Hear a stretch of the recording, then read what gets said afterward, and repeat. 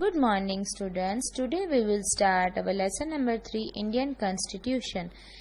Indian Constitution will tell us about how a Indian citizen has to follow the rules and regulations of the country. In Indian Constitution, you have to follow certain rules and regulations when we are staying in a country. A constitution is a systematic compilation of a set of rules to run the government of a country.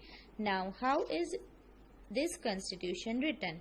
This constitution can be written or unwritten form. Written means it is being written. Unwritten form means the rules which are not written but still we follow.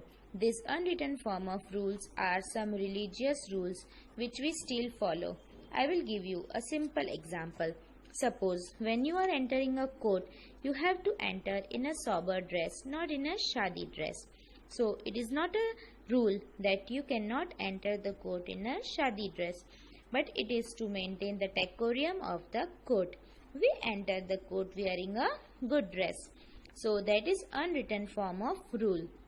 Now, before Indian Constitution, we have started our Constitution with a preamble. And the Constitution of India is the statement of national goals and aims such as democracy, socialism, national unity, etc. Now students, open your page number 13 and read this preamble. We, the people of India, having solemnly resolved to constitute India into a sovereign, socialist, secular, democratic republic and to secure to all its citizens justice, social, economic and political liberty of thought, expression, belief, faith and worship, equality of status and of opportunity, and to promote among them all fraternity, assuring the dignity of the individual and the unity and integrity of the nation.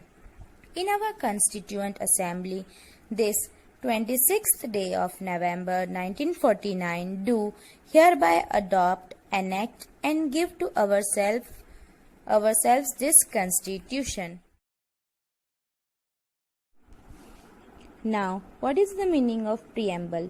Preamble is an introductory statement indicating what is to follow. After the preamble, what we are supposed to do, and we have heard so many big words in a preamble. What is the meaning of sovereign? Sovereign means a supreme ruler possessing a supreme authority. What is the meaning of socialism? Socialism means production, distribution and exchange should be owned or regulating by the community as a whole. Socialism means whatever we do, we are doing it for the society. We are not doing it for an individual or a community. Secular, not connected with religious or spiritual matter. We are not promoting anything connected to the religion. Whatever we are doing, it is secular and not to a particular religion. Democracy is a system of government wherein the whole population or the eligible members, if the state elected rule, we elect our leaders and their rulers. And what is the meaning of federal? Federal relating to a system of government in which several states form a unity but remain independent in internal affairs. Like we have 29 states. All 29 states is having their all chief ministers. For all the chief ministers are under one prime minister. That is called federal. So I hope you have understood the meaning of sovereign, socialism, secular, democracy and federal. Now these are the people who are the members of the Constituent Assembly. There were many prominent and distinguished scholars and leaders who were the members of the assembly. I hope many of you will recognize the leaders in this picture. Who is this? This is Jawaharlal Nehru, Rajendra Prasad, Sardar Vallabhbhai Patel, Maulana Abdul Kalam Azhar, Shyama Prasad Mukherjee, Sardar Baldev Singh. He was the person who represented the Anglo-Indian community, and H.P. Modi, Vijaya Lakshmi Pandit, Sarojini Naidu, K.M. Munshi, Krishna Swami Iyer, and Dr. B.R. Ambedkar was the head of the drafting committee, and Dr. Rajendra Prasad was the president of the Constituent Assembly. Dr. Rajendra Prasad was elected as the president of the Constituent Assembly. There were number of subcommittees to take care of various aspects of the constitution. Dr. B.R. Ambedkar was the head of the drafting committee. He gave to the constitution its final shape. Dr. Ambedkar gave to the constitution to its final shape. Total 166 meetings were held in a time period of 2 years, 11 months and 18 days. You should remember these dates, okay? 166 meetings were held in a time period of 2 years, 11 months and 18 days. On 26th November 1949, the committee passed the constitution, which was enforced on 26th January 1950. When was constitution formed? It was formed on 26th November 1949, but it came enforced on 26th January 1950. That is the reason we celebrate Republic Day on the 26th January 1950. Now our Constitution of India has borrowed some special features of the constitutions of Britain, Ireland, France and the USA. And one biggest part of the constitution is it is the longest written constitution of the world, and it is consisted of 232 pages. The Constitution of India is the longest written constitution in the world. This constitution has 232 pages and it is kept in a special helium filled case in the library of the Parliament of India. Copies of the constitution were prepared later on. Now this is the Constitution of India and here it is kept in a helium filled case.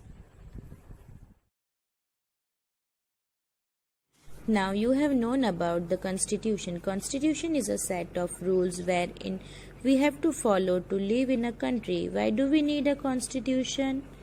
I have already given you the answer. And what will happen if there is no Constitution? Let us see. If there is no Constitution, no country can function smoothly without a Constitution which finally weaves the ethos and deals and ideals of a country. Ethos means the spiritual thoughts, ideals which we are supposed to follow. All this constitution weaves. Weaves means jodta hai. It tells about the kind of government of our country would have. Leaders are elected on our behalf so that they can run the administration of the country. We ourselves elect the leader to lead the country. Who are the leaders, and they take administration in their hand. I hope you understood this constitution. It's very simple chapter, students. I want you to sit and read the chapter once. So whatever I told you now, you must have understood, and if you read it, you will get registration in your mind. Now, thoroughly the meaning of the constitution. So, welcome back. Now children, we are going to learn more about the Constitution. The Constitution is the supreme law of India. It is a document which describes the rights and duties of its citizens and the way in which it is governed. The Indian Constitution is the longest in the world. It took around 2 years, 11 months and 17 days for the Assembly to finish writing the entire Constitution, and that too handwritten. The preamble can be referred to as the preface, which highlights the entire Constitution.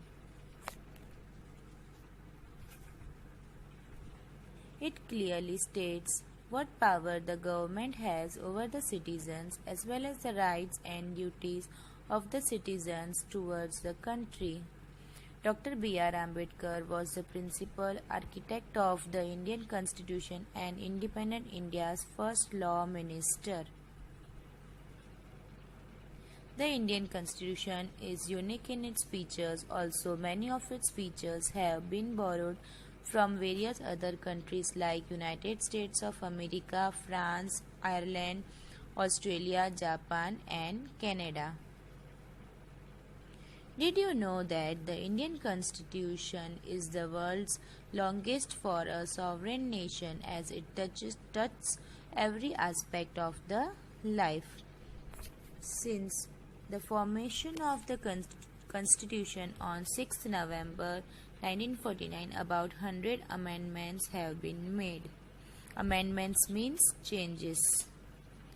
Though India became a free nation on August 15, 1947, it declared itself a sovereign, democratic and republic state with the adoption of the Constitution on January 26, 1950.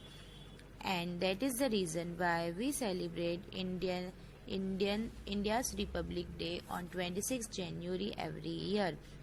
The Constitution of India guarantees certain basic rights that are essential to the well-being of every citizen. These are known as the fundamental rights.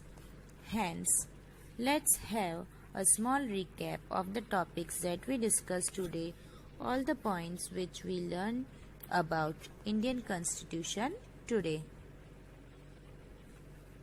These are those points which we have seen today.